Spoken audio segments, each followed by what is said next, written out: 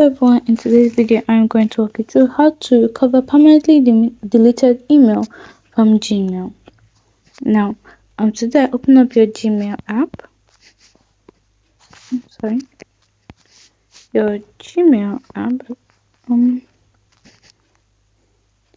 Now you need to check your trash folder.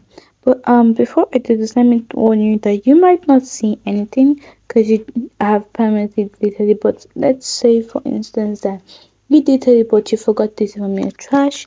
Just go to your bin and check if it's there. If it's not there, then Google may still be able to restore it. So you need to go to Google support online, fill out the Gmail message recovery tool form and explain the issue, then submit. This will work if the deletion was accidental or it happened within the last 30 days and you're not using a Google Workspace account with restricted recovery settings. If you had the Gmail link to a mail app like Outlook or Apple Mail or used a backup service, check if data emails exist locally on those devices or apps. If nothing, then I'm sorry, your mail is gone.